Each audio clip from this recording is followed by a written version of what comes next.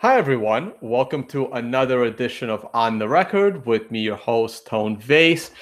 This is going to be a great episode. It's a follow-up to what I did a long time ago, speaking about, the SEC's role and the regulations role in all of these ICOs. And with my guest today, his name is David Silver, who is a lawyer in the space, and you may have seen his name before. But go ahead and say hi, David, and tell our audience a little bit about yourself as I, show a screenshot of some companies you've been involved in lawsuits with. Thanks. So my name's David Silver. I am not nearly as good looking as that picture. I believe airbrushing and making me skinnier works. I've been in the space since about 2014. I accidentally got into the crypto world by meeting an investor who lost some money at the Cryptsy exchange. So my lawsuit started against Cryptsy in 2014. I was the lead plaintiff's class action counsel in that one. And since then, I've now become a recognized speaker who, if you're looking at the ad, I go all over the place and I talk about the big bad world of cryptocurrency investment fraud. And while a lot of people think I'm actually against the technology, I happen to be really for the technology. I'm all for cryptocurrencies. I'm all for the blockchain. But if you look at the list, there have been some bad actors in the space, whether it be Coinbase, Kraken, Tezos, one of my personal favorites, which we'll discuss at length today, BitConnect, Gigawatt, Monkey Capital. There are a lot of investors in cryptocurrencies who think they should be rich today. They should be rich today, and yet they've lost all their money, and I try and help them get some of it back. Oh, sorry, I was on mute. That's actually going to be an interesting discussion because you say the investors of some of these things should have been rich. And we'll get to that in the Tezos case, right? Like, did the investors actually have was there a regulatory structure for those investors to expect those windfalls from their investment in the Tezos ICO? We'll get to that later. So you're part of a law firm. Anything you want to briefly mention on that? Silver Miller, so you're not the only one there. You have partners. So I do have partners. Silver Miller is the expansion of my prior firm, the Silver Law Group. I was actually at one of the largest law firms in the country in Washington, D.C. for about 10 years. I was at a place called Patton Boggs, which is now Squire Patton Boggs. I moved back to Florida in 2010. And you can see just on the list of the active lawsuits, you got Kraken, Coinbase, Tezos, BitConnect, and then just generic ICO fraud. We threw that up when the SEC did all the subpoenas. I think I've got a list right now. I know confidentially a couple. I know some publicly. But I think we're just doing anyone who invested in an ICO. There's going to be a lot of discussion about whether you think you're rich to whether you actually are rich right now. And I think we can do that when we discuss Tezos as what the real value of a Tezzy is right now. Yeah, no, we got a lot to talk about. And you know what? Let's talk about, I don't even know where to start because, man. All right, let's talk about the easy one first, BitConnect. Okay. So BitConnect was a high-yield investment program. BitConnect claimed that if you gave them less than $250,000, they would pay you 1% compounding interest a day. If you gave them over $250,000, they claimed they would return 40% compounding a month. Now, you're a numbers guy. I'm not a numbers guy. But anyone who promises you they can get you 1% compounding a day or 40% compounding a month, they're lying. Nobody can do that in any space. And in about 5 years, you would be one of the richest people in the world. And needless to say, that Ponzi scheme took about 6 months to implode. But they raised somewhere between, depending on what you believe, $1 billion to $2 billion across the globe. But that case is one of my sadder cases right now because there are a lot of people who took out second mortgages, gave every dollar they had. The BitConnect people, they robbed from everybody, from really poor people to really rich people. So some of the lead plaintiffs in that case, for instance, are a couple who took out a second mortgage on their house a week before it imploded. They were invested, their children were invested, but unfortunately, there were a lot of bad actors in that case. And I think BitConnect you're going to find in the next 2 months, we're going to do a lot of interesting things with potential defendants in that case, not just the BitConnect company itself, but we've gone after the promoters. I think we're going to go after the advertisers. We're going to go against everybody who profited off of this blatantly illegal scheme. Okay, so oh man, we can probably do an entire episode on this. We have so many more cases to cover, but so my first, what names in the obviously what's his name? Grant. What was his first name? Frank Grant, Glenn Acaro, right. Trayvon James. So you guys you're actually going to drag them into court and you're going to try to make sure they go to prison. Okay, those are two different things. I only represent people in civil cases. I don't handle them going to jail. That's criminal. But we are dragging them into federal court. And I love these guys, especially like Trayvon James and Craig Grant. They go on YouTube every day, including last week, talking about the lawsuit, talking and just not understanding basic legal concepts, and basically admitting to all of the things they did fraudulently wrong. Well, right. I don't know if you saw my episode last week. I probably should have sent it to you with Morgan Raccoons, who's going to prison in Florida. You probably didn't know I interviewed him. I need to send you that. And I would love to hear your opinion on that. Right. So, okay. So you're only going after them civilly. Yes. I don't do anything criminal. That's but everything whistleblower case sorry, against these people is different. I file lots of different whistleblowers cases, especially in this space. I filed, a lot. But that's the responsibility of the government. I explain to my clients, you can feel good or you can get your money back. Those are two very different things. Most people prefer to get their money back and then feel good. But everything that will go on in this courtroom for the civil case can be used in a criminal trial, of course. Yes, absolutely. Okay, but the state has to go after them for that. So the state has to feel that they want to spend government resources to put these guys away so they don't do it again, because they can easily go and start doing it again if they haven't yet. Yeah, so it's publicly out there that I've been filing FOIA requests with the SEC. So the SEC is already investigating BitConnect as one of the companies they're going after. But they're doing the same with Tezos. And as of last week, probably, depending on who you believe, 80 more. Okay. Wow. Interesting. Okay. So that's an easy. Okay. So advertisers, this is a good one, right? Because here's the thing. I did not cover BitConnect at all. And my reputation in the space is now, as you know, the skeptic, the scam buster. And everyone has always been on me for a year. Tone, why are you not exposing BitConnect? And my answer to them was, why? There is nobody that watches me or listens to me that believes that BitConnect is anything but a Ponzi scheme. So I did not bother at all even mentioning BitConnect, because no one in my audience would ever be fooled by something like BitConnect, which is why I focus on things like Ethereum and Ripple and some of the actual challenges to explain to people why Ethereum is no different than Tezos and not too different than BitConnect. But again, that's a different discussion. But however, over the last 6 months, because I turned on ads on my YouTube channel, and BitConnect was constantly being advertised on my YouTube channel. So where does the responsibility fall for a Ponzi scheme like that to be advertised on my channel by YouTube? Okay, so I think so let's break that down into 2 points. One, the people we're going after right now are the promoters themselves. We're going to go after the advertisers in the near future.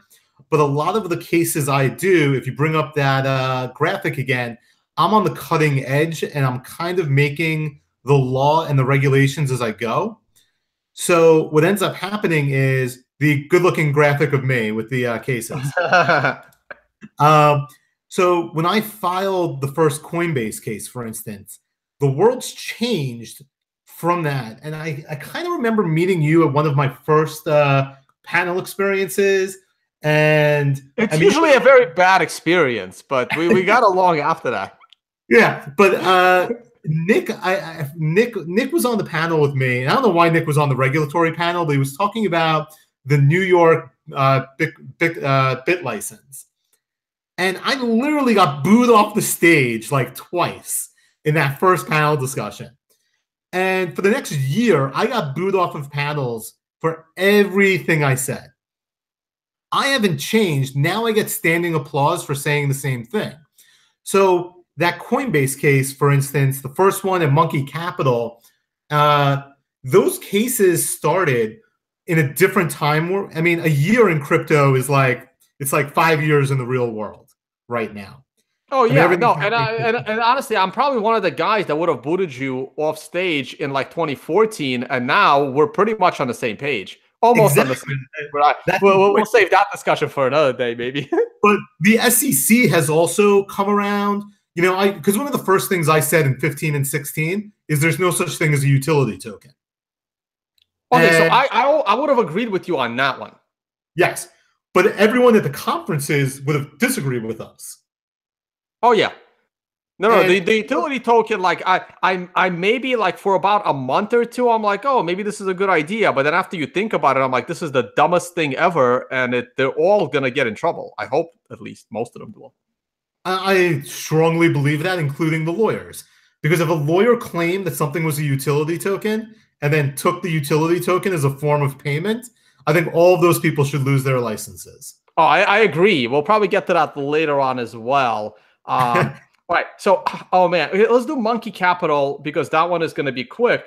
And when I glanced at the Monkey Capital case, I believe it's this one, right? Yes, that's Monkey Capital. Right. So, Daniel Harrison, I know exactly who that is. I've met him in Thailand, I believe, where he used to live. If that's the same David Harrison we're both talking about. That's Daniel. That's the same one, right? Same one. All right. And he actually, if my memory serves me right, he actually approached me about this when he was creating it, and it only took me about 10 minutes to tell him to try to convince him not to do it. So Daniel's an interesting character. He actually goes on Twitter almost every day defending himself, and he's let's just say he uses colorful language to trash anyone who disagrees with him. Now, Daniel actually, he did this slightly differently. He didn't raise the money through an ICO. He used the Waze platform, released the coin that was going to allow you to buy into the ICO. And then just never did the ICO. But I can't remember. I think if you go to the next page or two, those plaintiffs lost somewhere in the neighborhood of around $4 million. Just the ones I named, 3.8. So those plaintiffs are suing Daniel, and Daniel kept telling people he was going to come to the U.S., he was going to fight for his name. He hired one of the biggest law firms in the country to defend him, Baker Hostetler. And then 2 weeks ago, Baker Hostetler did a motion to withdraw his counsel, claiming they never got paid. I can think of nothing else that typifies a person in crypto who says they're going to do all the right things, appears to initially do the right thing, and then when you scratch underneath the surface, everything is a fraud underneath. So what was Monkey Capital? It was going to be kind of like a hedge fund investing other people's money, right? It was going to be a decentralized hedge fund, which why you need a decentralized hedge fund, I don't quite understand. It makes absolutely no sense at all. It's okay. Actually, like, let me put you. This might be the worst case of decentralization. Now, here's the one I was using before this. You tell me which one sounds more ridiculous: a decentralized hedge fund or a decentralized 911 response, because there's a token for that as well. I'm going to have to go to the 911 response. Because I would think you would want centralization with the 911 response. Just me. I tell everyone, if I'm going to have a heart attack and I fall over, I would like a doctor to come and actually look at me, not a plaintiff's personal injury lawyer. Well, right. Basically, the idea is that be like a token blast out there, and then the closest people in your vicinity would run to help. Exactly. I personally would like the doctor, if I have the heart attack, to come look at me. But I guess I'm silly like that. So Daniel Harrison raised the money. He never actually held the ICO. He's actually trying another ICO pitch right now. So if any of your viewers are watching, I would tend to stay away from Daniel Harrison. Gotcha. All right. So the easy stuff is out of the way. Yes. Let's talk about Tezos, because I want to actually Tezos and Kraken. I want to okay. So let's do Tezos. Then we'll go to Kraken and Coinbase. It's like bad transitioning because Tezos might be a long discussion. What do you want to do next? I'll leave it up to you. Let's do, okay, since you have it up, let's do Kraken, because I think Kraken is very specific. You know what? Let's do Kraken, then Coinbase, then we're gonna move on. Then we'll transition from Tezos into the general ICO stuff. Sounds good to me. So Kraken, the lawsuit I have against Kraken is related to the May 7th flash crash. And on May 7th, the price of Ether was like $96. I heard about that. So on Kraken, the price of Ether drops from $96 to $10, and only on Kraken does that price fall. So they blow out everyone on leverage that had it, because Kraken's one of the few places at the time you could still do leveraged accounts. So they blow out everyone on margin, and they basically say, we're blowing you out, and we're going to also say that we were under DDoS attack. You can't log in, you can't change your orders, you can't do anything. But there was a mysterious sell order that caused the price to crash. Because we were under DDoS attack, there weren't the usual amount of users. And we're really sorry this happened, but you've lost all your money. So on May 7th, my clients lost about 17 million. That current valuation's about, I guess, I don't know what I didn't look this morning, assuming around $1,000. They're out $170 million today. Damn. Okay, so there's a couple of things there, right? So normally, and this similar thing has happened on traditional exchanges, they just reverse the orders. So this happened at Coinbase. Coinbase issued the same press release that Kraken did on day one, said, we're sorry, you guys are screwed. And then on day two, Coinbase came back and said, we're mistaken. We're going to pay you guys all back your crypto and reset your accounts. Kraken, on the other hand, said, nah, we're going to keep all the money.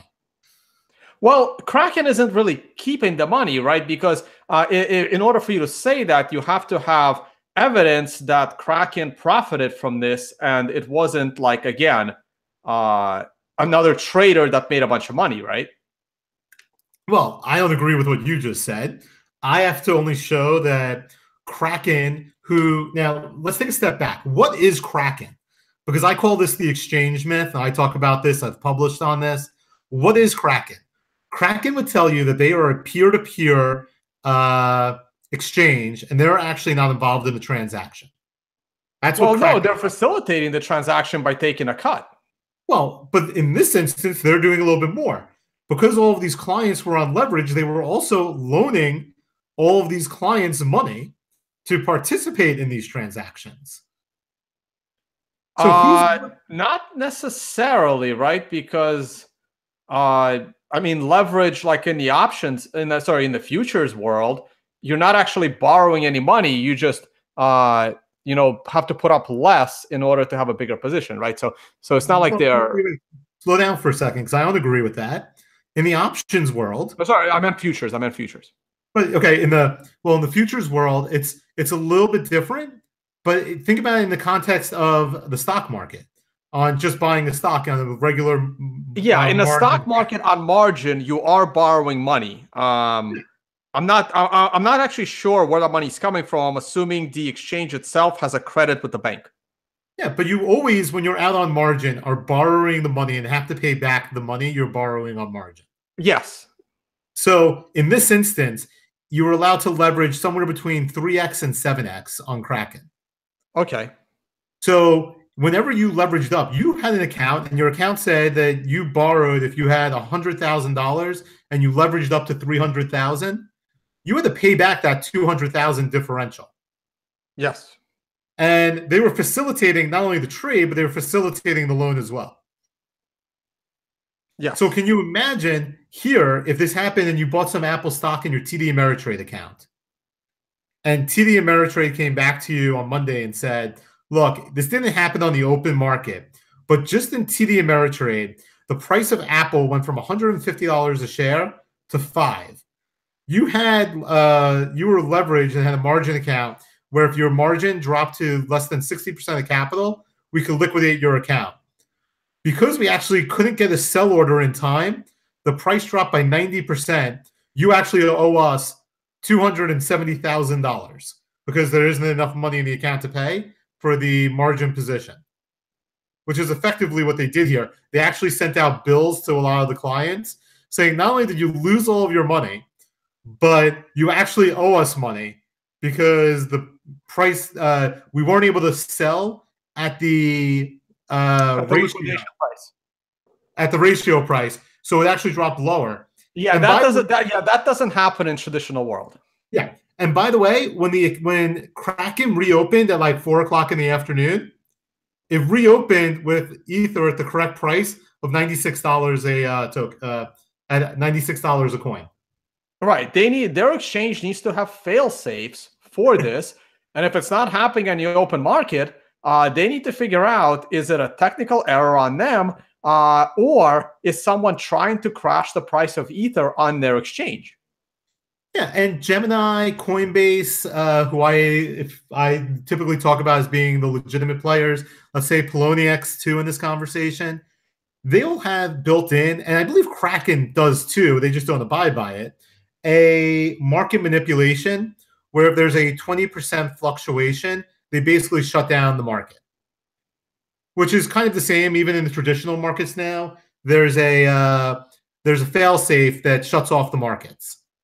And it's needed, and for reasons like this, because this flash crash didn't actually exist. The valuation of Ether did not drop to $10 a coin that day. There was a fluctuation in the market, and that self-corrected while Kraken was under the DDoS attack. Right, and like to me, this there needs to be like a big investigation of what actually happened because a lot of these exchanges are totally unregulated and can do whatever they want. If the wrong precedent is set, then a lesser exchange can just do this anytime they like and take the money. Well, that's what you're accusing them of doing. Yeah, Kraken. We say the Kraken. All they did was reset their books. They then had no exposure, and if they had actually purchased the coins, who walked off at Kraken with all of the money that day? They're going to turn around, and here's what their defense is going to be: we're not going to tell you. Well, that doesn't work in the real world because they're going to say, well, our clients are entitled to certain protections. Actually, no, they're not. You can't pretend to be a bank in certain instances and then claim not to be a bank in others. So this is going to be an interesting test case. I don't think that it's slowly but surely moving.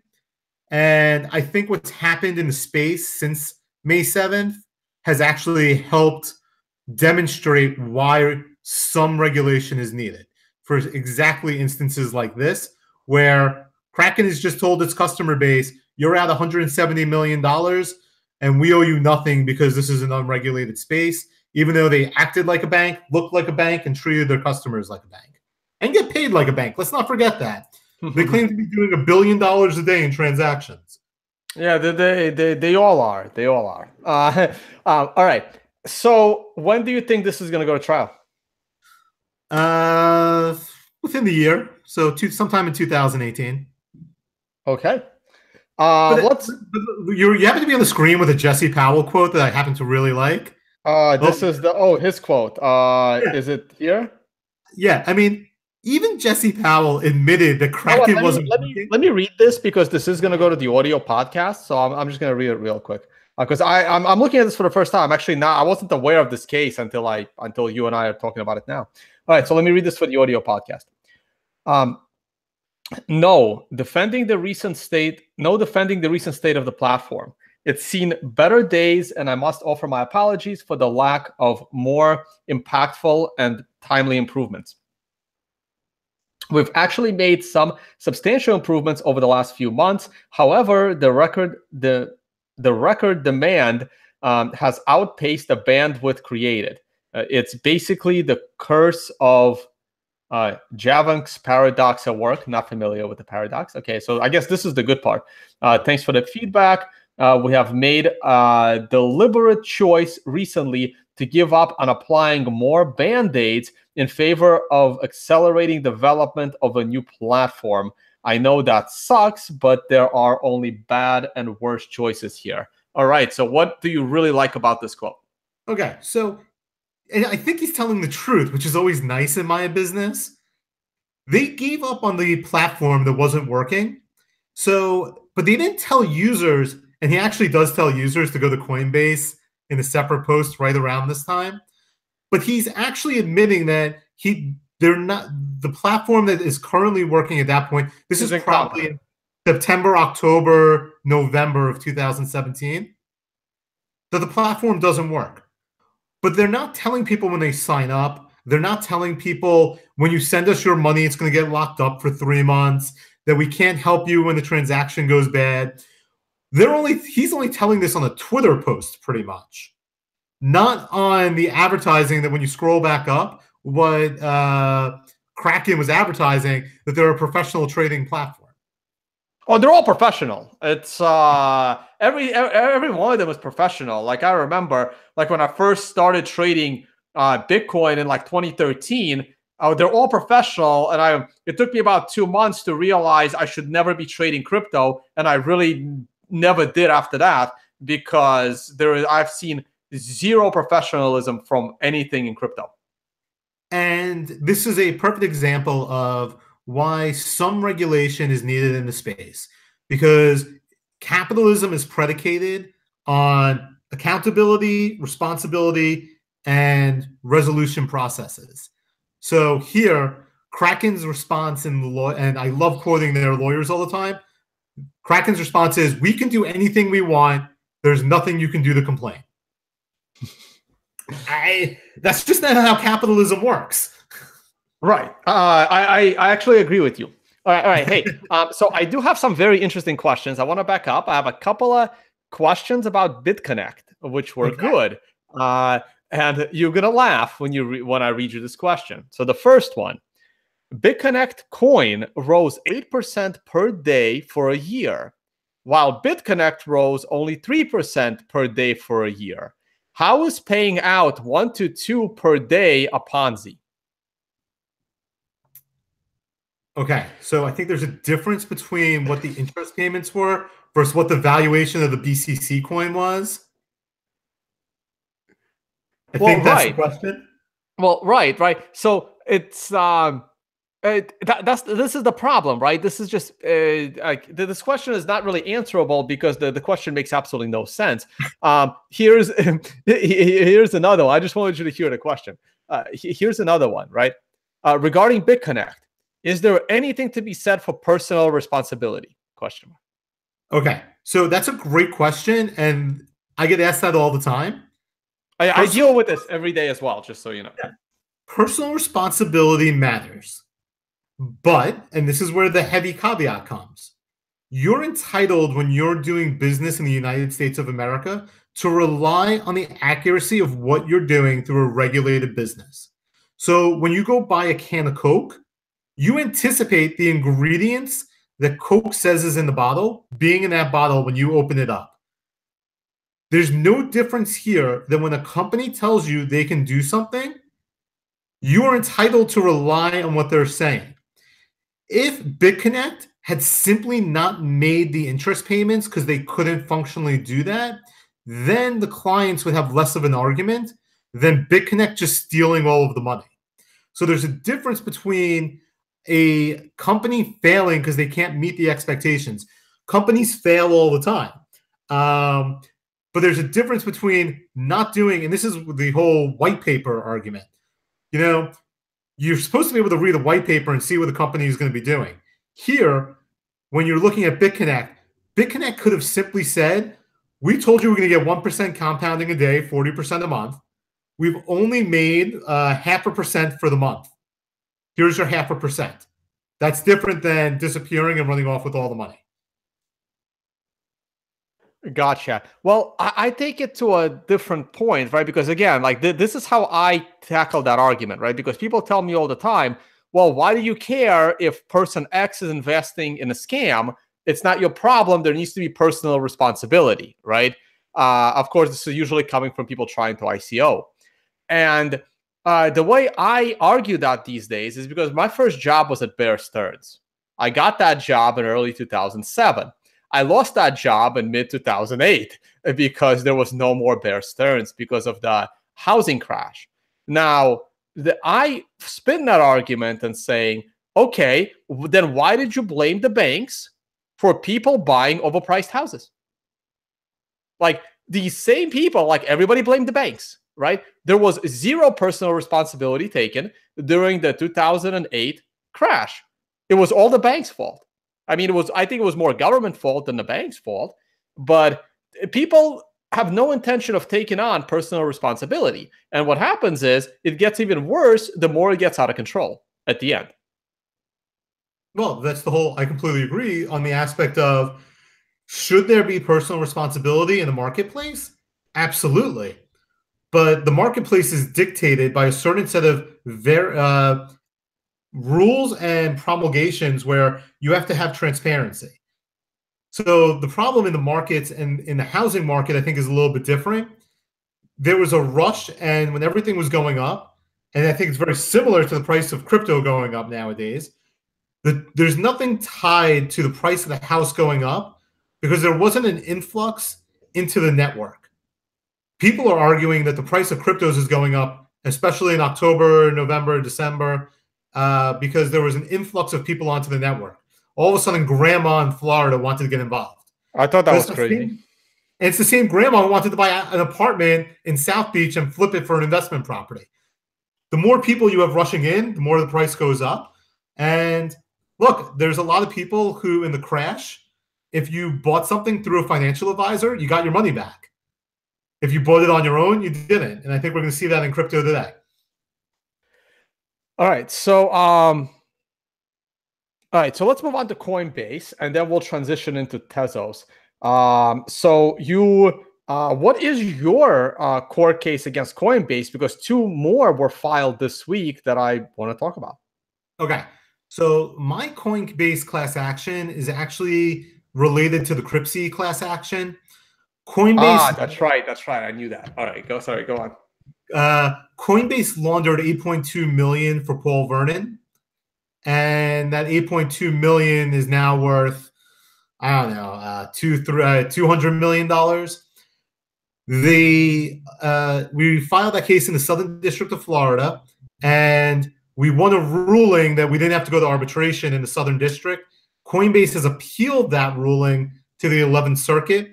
We fully briefed the arbitration versus litigation issue in the 11th Circuit, and we're waiting for a ruling on that. So we don't actually have a platform-based class action against Coinbase right now.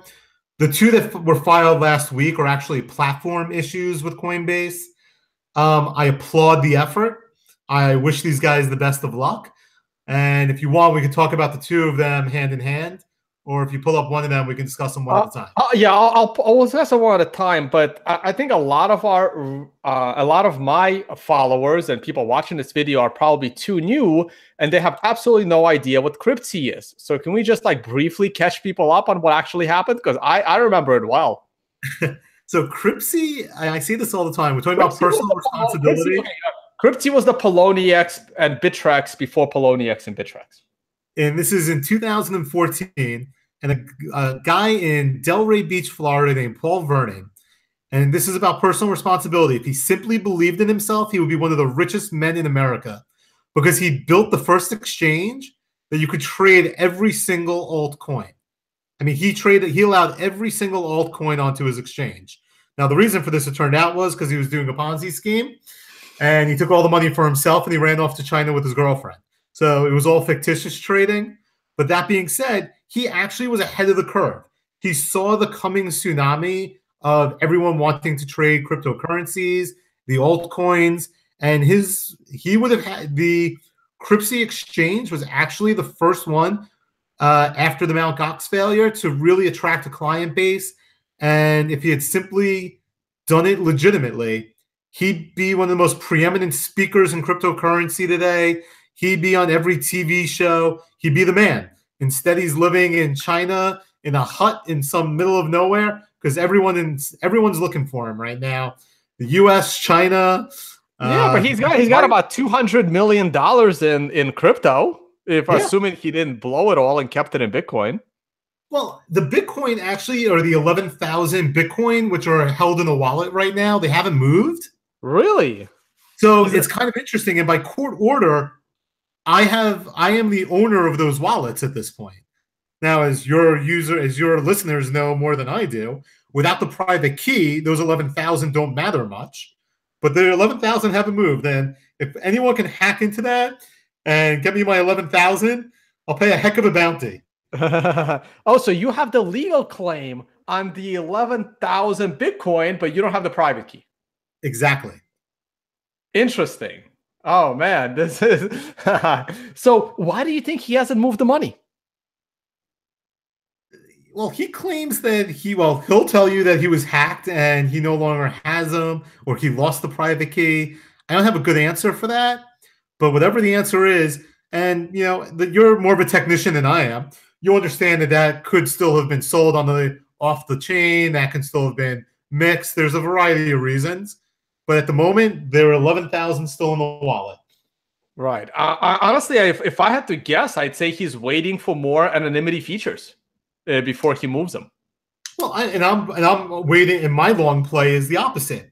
I'm hoping that there's eventually a central authority that I can force those 11,000 forked over back to me with a change in the code. Change in what code? That there's eventually that Bitcoin, for instance, will eventually be given a god, and that god can fix the ownership claims of a specific Bitcoin. Okay, well, if that's the dream you're waiting for, those 11 Bitcoin would be worth maybe $11. You can't have everything. I'd rather have $11 than nothing. I don't disagree. I don't disagree, but so that's kind of where we are at the moment with Cryptsy. But the Coinbase case against Cryptsy is pretty solid. Everyone's, there's not much argument about the facts. There's only argument as to what the law is, and I expect that case to go on for another year or two. But I do believe that these additional lawsuits are good for my case because as Coinbase scales, and I think Brian Armstrong, look, I'm going to be a Brian Armstrong fan. Really? I like what he's doing. I like what he's doing at Coinbase. He's trying to scale it by taking institutional money and scale it into a legitimate company. Whether he can do that successfully or not is a different question. But I do believe that in order for all these people who are investing, putting money into, there has to be scalability and commercialization within the texture of traditional rules. And I think he's trying to do that now. You can argue whether he's doing it poorly or not. That's a different conversation. Gotcha. All right. So let's stay with Coinbase for 200. So this was the class action lawsuit filed on the 1st of March, so just a few days ago. And this one claims that Coinbase profited from the whole Bcash disaster. Like I've been saying about Coinbase for a long time, if there's like 3 different ways to deal with a situation, Coinbase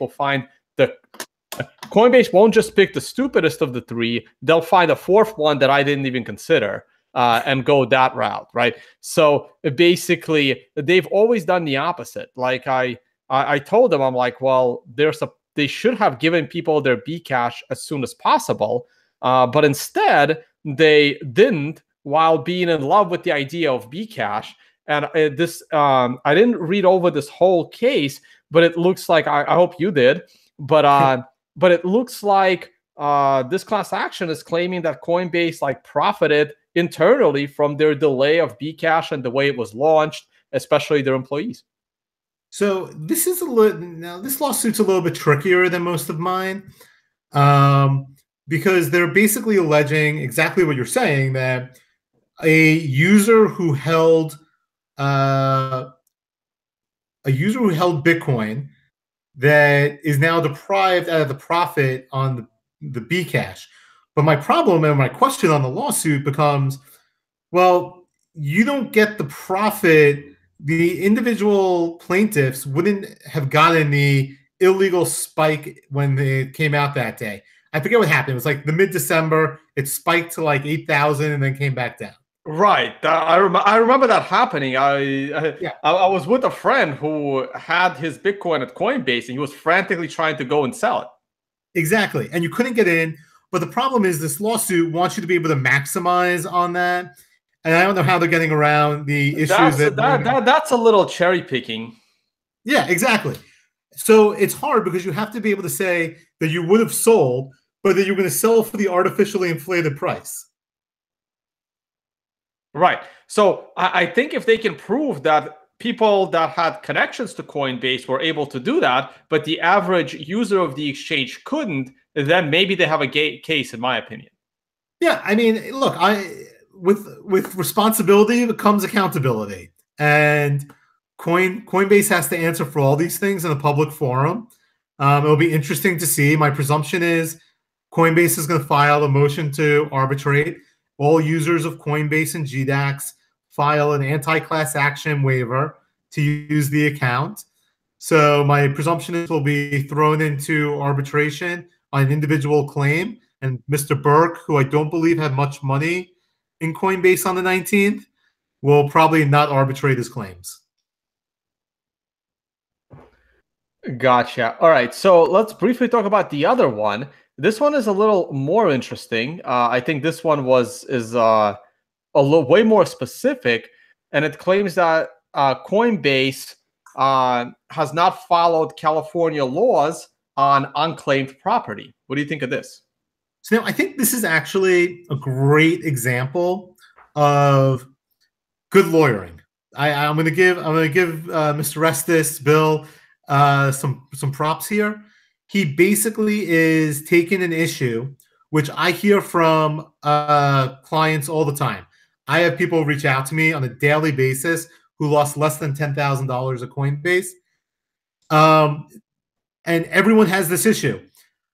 I don't know the legal standards that he's arguing under, but I think Coinbase is going to eventually fix this issue. I don't believe they're intending to steal the issue. I think he gets a little he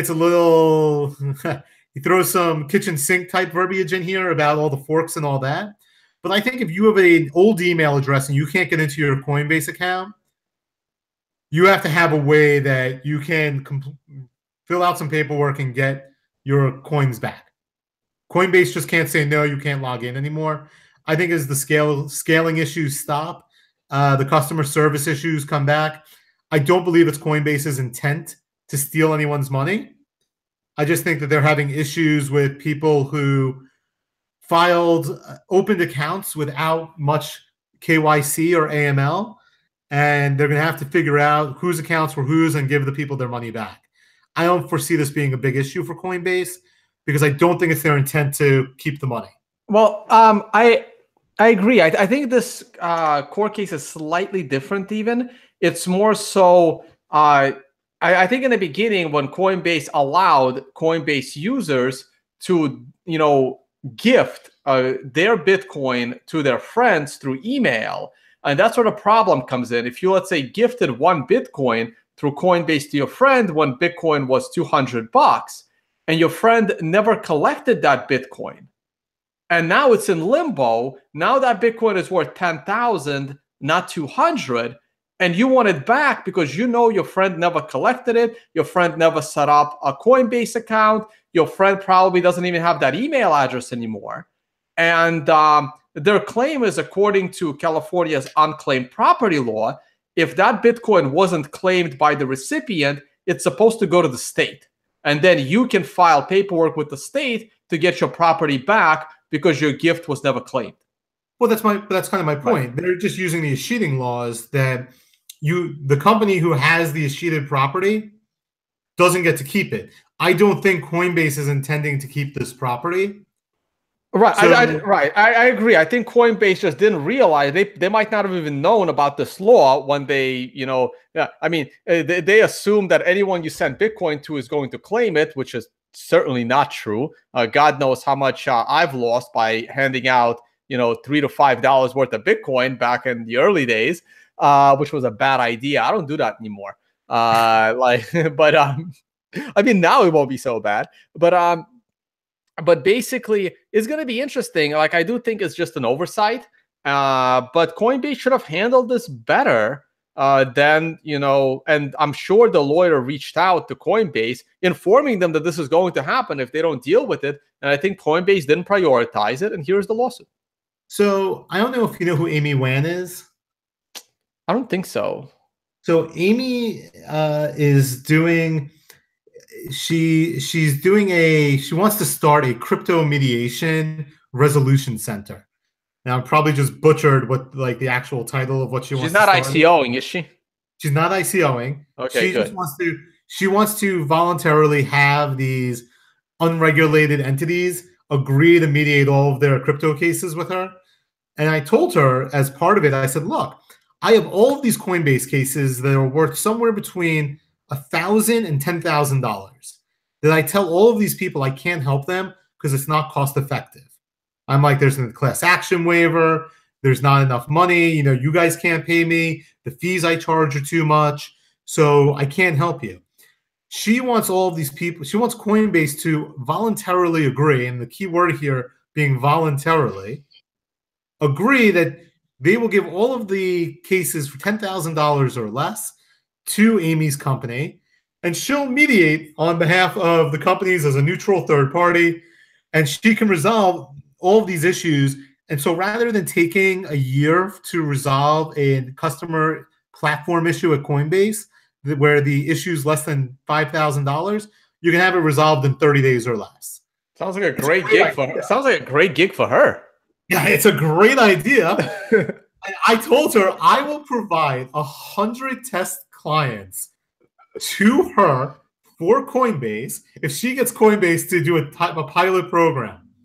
I'm like, I'll provide everything you need. I'll give you the clients, the claims, and Coinbase. All you have to do is get Coinbase to voluntarily agree.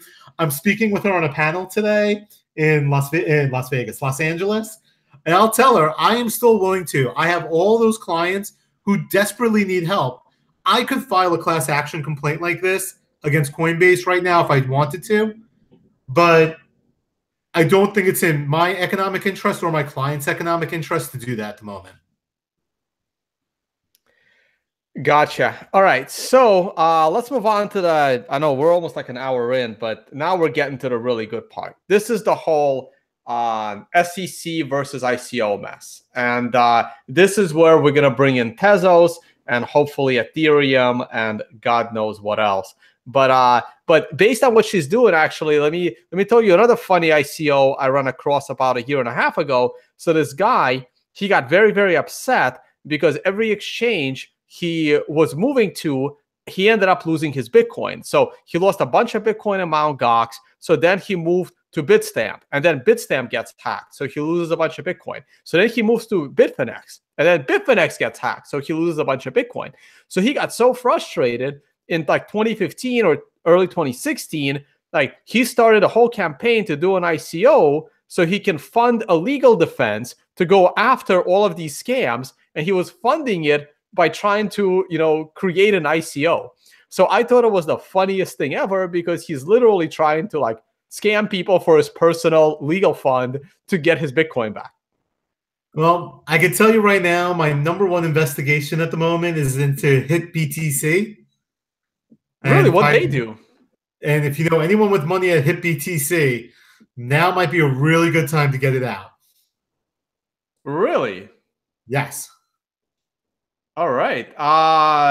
There you go. Hey, You want I the heard news? it You want here. If you've the stuck around highlight? with me for an hour, we have about 750 people watching. There you go. So, you want to give us a little more info, or just a friendly warning? Get your money out, like some people warned about Gox. This is the warning. This is the Mt. Gox warning. The high volume clients are now having issues moving their money and getting their money out. And once the high volume people start having issues, tends to trickle down fast. Oh man, and I actually liked his BTC because it was you know what? Let me not explain why, but I liked HitBTC when I thought they were a Chicago-based company. It seems that's not the case anymore. All right, there you go. If you have money on HitBTC, you may want to be careful. All right, so let's talk about this Coinbase article that you wrote on February 13th, talking about, ICOs versus the SEC and IPOs. Now, to me, I don't see a difference between an ICO and an IPO other than changing one letter.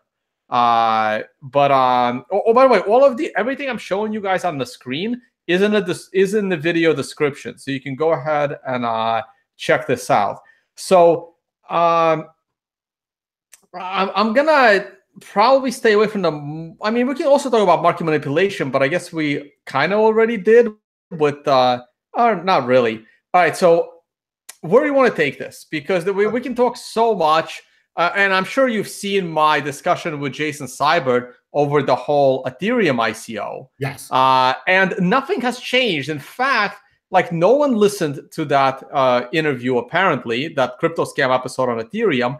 And everything is just like 10 times worse than it was when him and I even recorded it. It's like everyone is like, oh, yeah, but we can make so much money, so we're still going to do it. Exactly. So first, let's just compliment Jason for being the first lawyer in America to say it was going to be the state regulators who are going to go after the cryptos. He nailed that. He was right about that. If he's listening, he's probably not. I hear he's hanging out with Marco lately. He's become too good. He's become better than the rest of us. He's gone high society. But Jason was right. It was Texas, New Jersey, North Carolina. It was the state regulators who really came in first and forced the SEC's hand. So I wrote this, 2.5 weeks ago? So I was like a week early. But it was blatantly obvious that the SEC was coming after ICOs, and I'm hoping the crypto exchanges. But the regulators, they started with the low-hanging fruit. And I use a Rise Bank, which I think came out like 2-3 weeks ago. They were talking like how a Rise Bank had 600 million. A Rise Bank, I can't find a single person who invested in a Rise Bank. So, and then it turned out that they raised like 30 Bitcoin and have one rich guy who gave them some money. But they picked all the low-hanging fruit first to kind of learn what was going on. And the SEC usually runs 12 to 24 months behind the regular market. So it doesn't surprise me that we're going to see SEC investigations over the next year. And we're not going to see SEC litigation, DOJ indictments until mid-2019. But it's coming. It's going to happen. The people who are issuing the money, who are U.S. citizens, who take the money outside the U.S.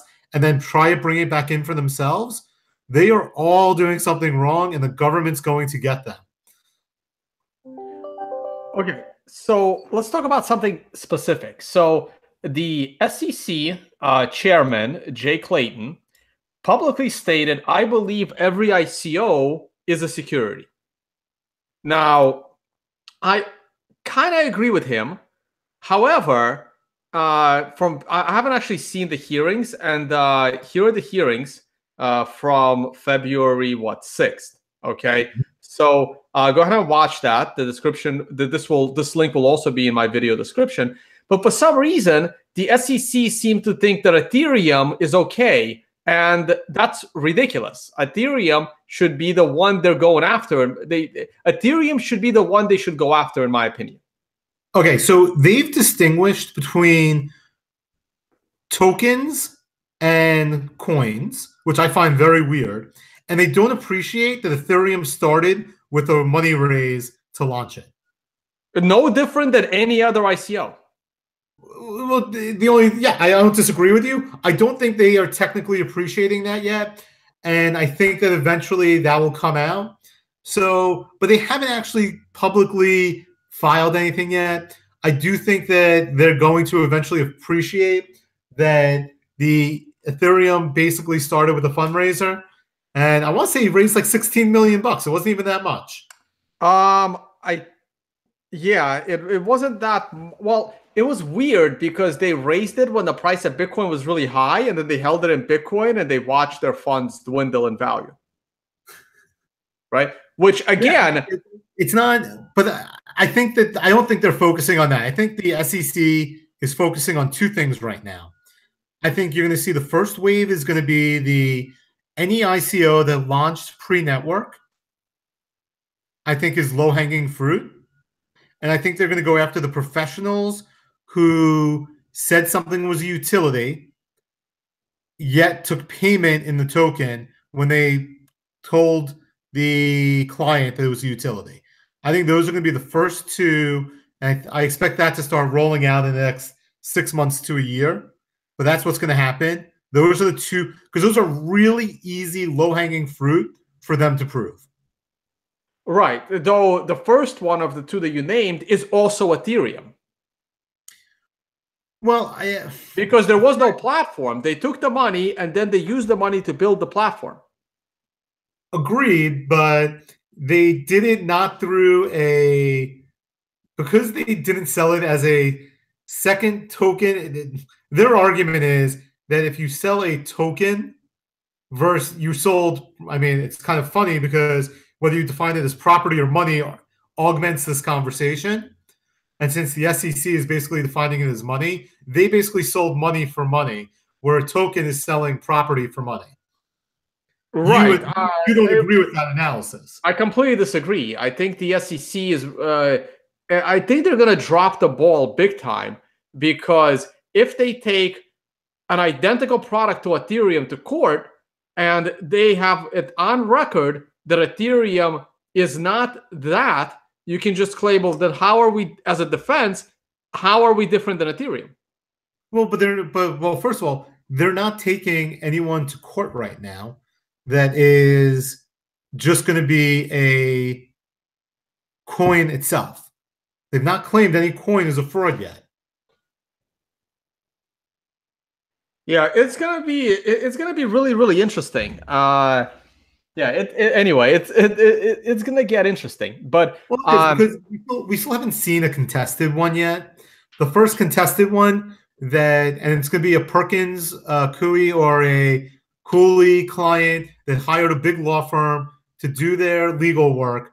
That the person who ran the company that ran the ICO is going to say, we hired a preeminent law firm in the United States of America, and we relied on their advice. You cannot now come in and tell us we did anything illegal, because we have the defense of the big firm. Will the big firm defend them in that trial? Absolutely. Look at them. This is a good kind of segue almost to Tezos, because Tezos, Cooley didn't do the work, but Cooley is now representing Tezos to say that it's not a securities, but Tezos, before Marco left, said anything pre-network is a security. But they're on the hook. I mean, they've got to fight these cases now because the law firms themselves are on the hook. So Marco was the lawyer for Tezos. Marco was not the lawyer for Tezos during the fundraiser. He had already left. At least not that I'm aware of publicly. The lawyer for the fundraiser was a solo practitioner out of New York. Cooley and Baker McGurk came in after the cases got filed. So Tezos is not the reason why the big firms are coming in for Tezos now is because it's the test case. And you have every fancy law firm in the country representing the different defendants in Tezos, because if Tezos loses, everyone following them is going to lose too. Well, Tesla's never launched their product, right? They claim they're going to launch it this week. Oh, excellent. So we're gonna see how this comes out. Um, yeah, like to me, this is like completely crazy. Like these are all securities, and they are all currencies, and they are all being traded, by 12-year-olds, like for pump and dumps, and like I don't understand. Like I can't. I don't even know where to start. Like these days, I'm like almost speechless because I was in college when the dot-com was happening, and then I learned to trade soon after that. And the people I learned to trade from were the survivors of the trading environment of the late 90s through the dot-com bubble. And as I was learning all of it, all I remember was thinking to myself, how in the world, how stupid were these people that had these stocks trading up to $100 a share on the NASDAQ, when in reality, it was a .com, no developer, no product, no potential for revenue, just spent some money on advertising and made it to the IPO stage. But there was nothing there. And I thought, like, how stupid could people be to get to that level? And now I'm smack in the middle of a complete rerun. So I don't know if you know a company called Twilio right now. It sounds very familiar. Is it like something? It's an app writing.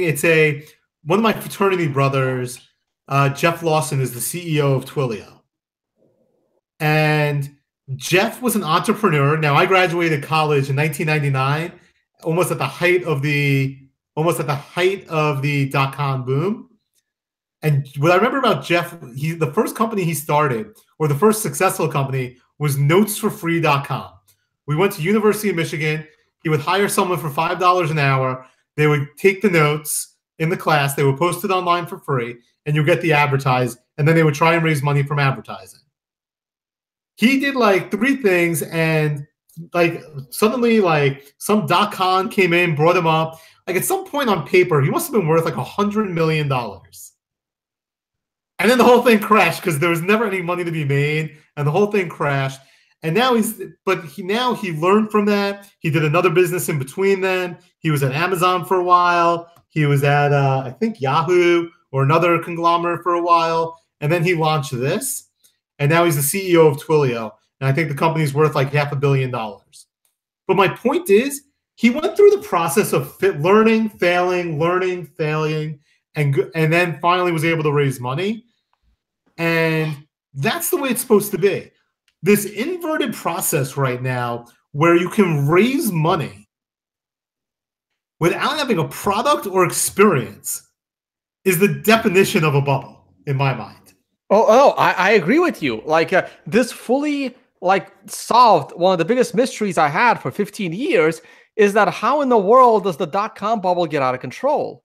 And I'm watching it here, and the big question is, when you are able to ICO because you got the right advisor that can pump your idea on social media, and you got you can create this buzz, you can hand out enough of your pre-ICO token to influential people that then have an incentive to pump your ICO so they can sell the moment it goes to a Bittrex or a Poloniex, right?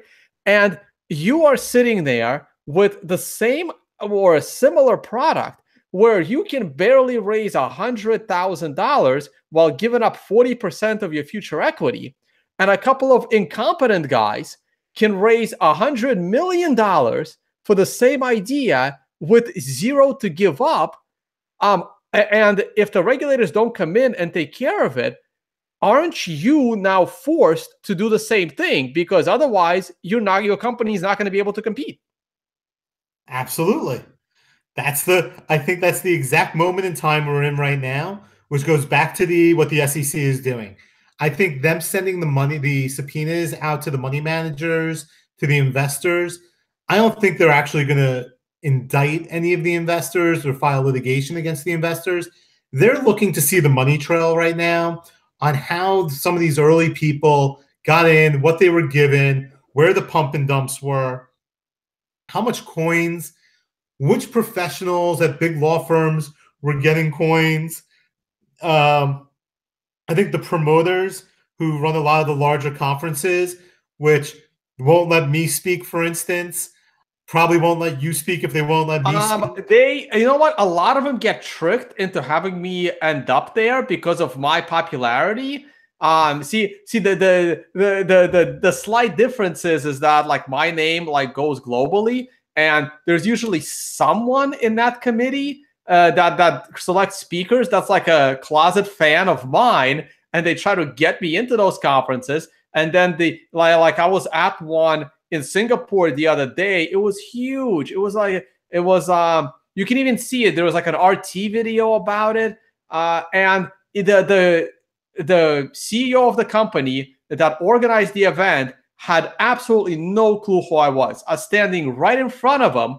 He has no idea who I am. He does not recognize me. He knows nothing, but he does these conferences like every 6 months. And they're like some of the biggest ICO conferences in the world. And I walked into this showcase room with all of the vendors. There's probably about 40 to 50 vendors promoting their ICO. I've never seen or heard of a single one of them. And I'm telling people, the next time he does this conference, not a single one of these companies will be there. They probably will not even exist. And there'll be a whole new 60 companies here trying to sell their ICOs. And the 3 times I got to speak, I basically tried to explain to the whole audience how they're all being scammed by every company in the showroom. Look, but you get to sell yourself also as a professional trader. I usually get invited to speak, and then like a week before the conference, I'll get oh, you're suing our main sponsor. You can't come anymore. That's how I got kicked out of Miami. I get something like that as well, because like I have like videos calling their main sponsors as scammers. So it's similar. And there's the West Coast guys where Draper's speaking next month. They originally said I could speak, and then they're like, actually, Kathleen Brightman just signed on. Draper's coming. We consider ourselves an investor-only conference. And I'm like, I'm an investor lawyer. I protect the investors. Don't you want to hear the red flags? Isn't that what investors want to know? Well, how should we differentiate between the 100 BS tokens pitches we're getting this week? Which ones might be legitimate? And they were like, no, you're out. Yeah, no, it's yeah, you're right. It is getting out of control. All right, let's jump on the article by Mark Hodgkinston. I can never pronounce his name right. Hotstein. Okay, sure. So he wrote this after the SEC hearings, and again, these are the Senate hearings with the SEC. And I guess we kind of already discussed it because it's the same thing. You preemptively talked about it, but I mean, it's a good point that will they go after, let's say, the PR companies as well that are taking payment in these tokens? I would be scared right now if I was anybody associated with these who took payment in tokens. That's who I think they're going after. They're going to go after the people who ran the ICO. They're going to go after the professionals who took payment in tokens, whether they be lawyers, accountants, or promoters. Man, and so what kind of deals do you think these people can cut? You know half of them are going to talk. Well, none of these guys want to go to prison. They're not Ross Ulbricht, right? These guys are all going to talk. I don't think that prison is, again, the SEC, they have to bring in the DOJ. The only way someone's going criminal with DOJ is if they stole money, not just that they lost the money.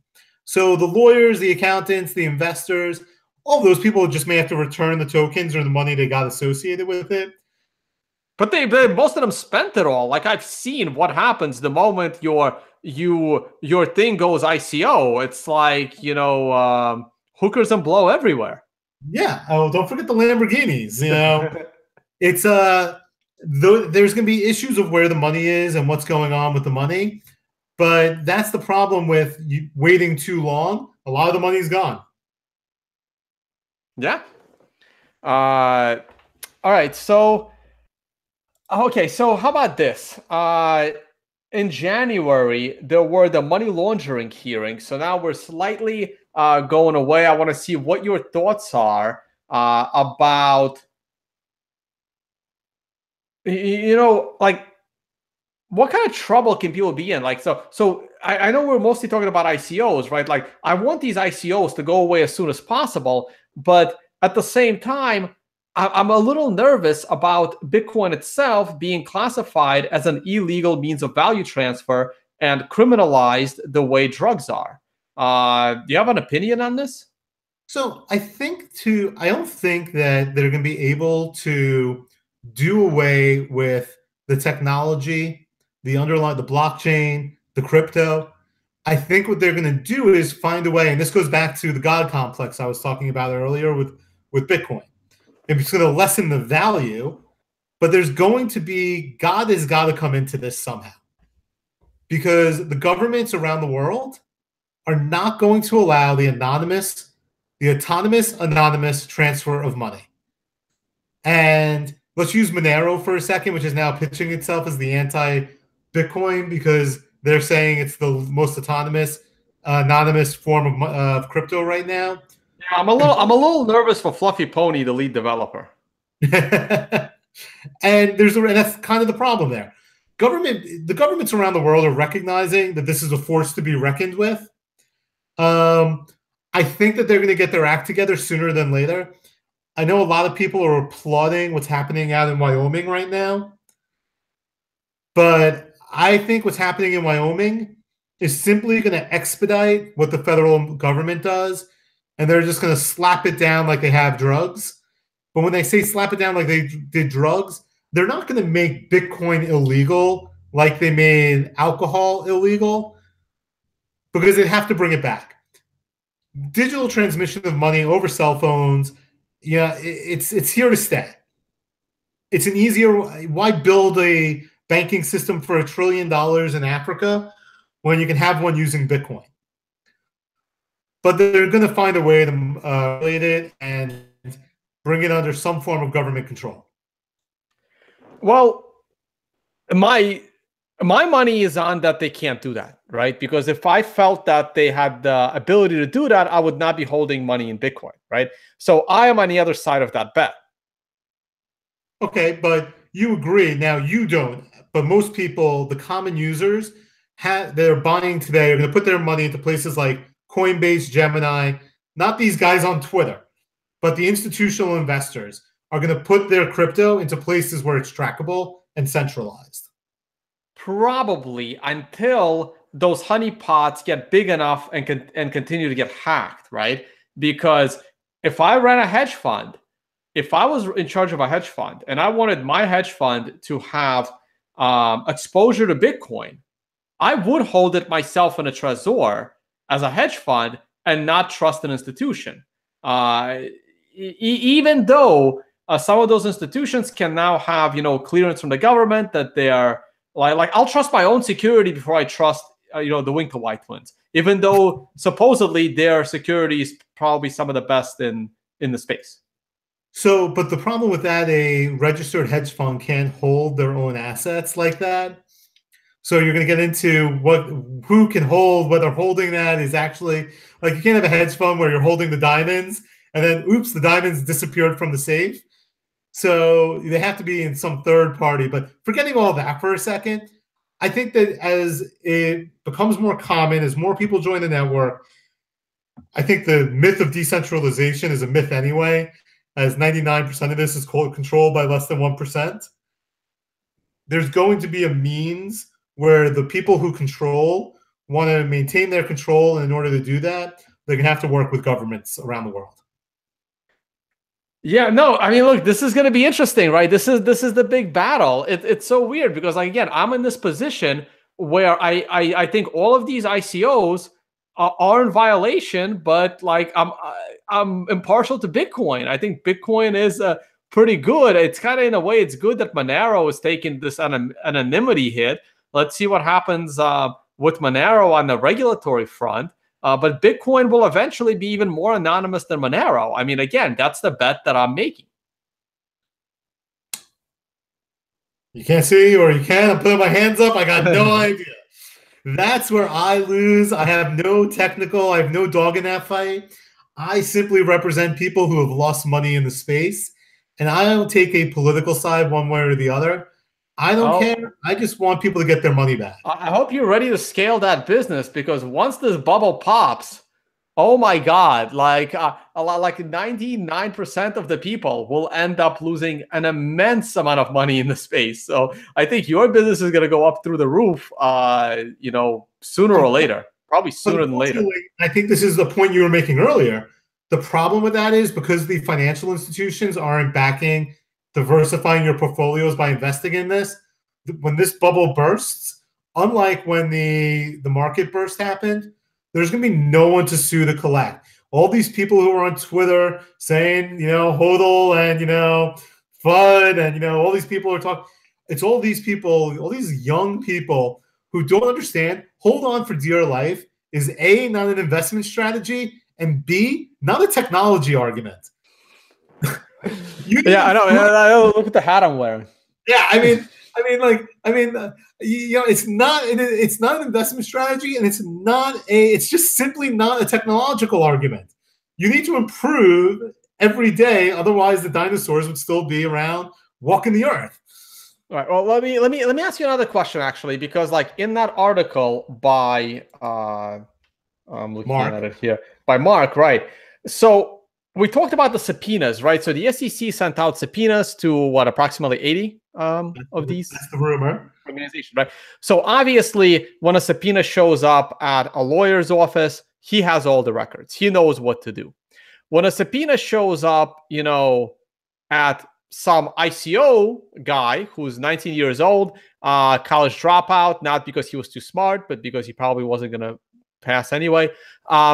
Now, he is not actually capable of complying with the subpoena, nor has he been prepared for it. So what happens to you if you say, you know what, I'm not going to give him this text message conversation. I'm not going to give him these emails. I'm only going to give him the stuff I want to give them. What happens to that person? Because a lot of these guys are going to end up doing that, right? Well, I think that they started with the bigger ones. I don't think they started with the smaller ones. So I think that if I was the SEC, I would go for the bigger ICOs that had the law firms working for them so that you're getting the documents from everybody.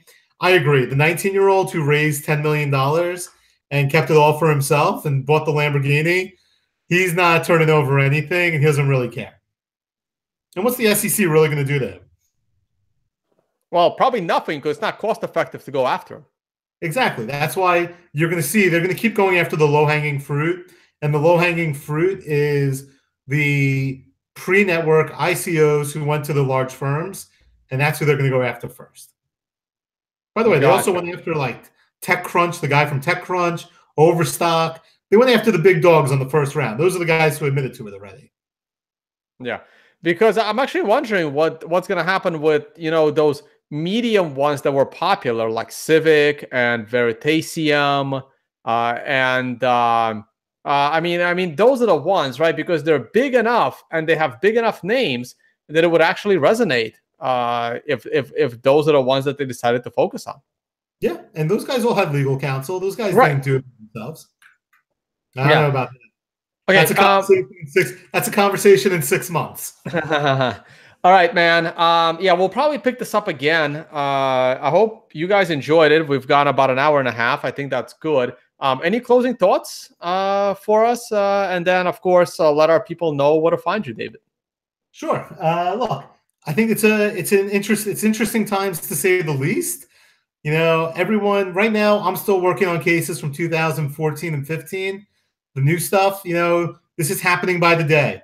If you guys want to keep your crypto, look, transparency. Know who you're doing business with.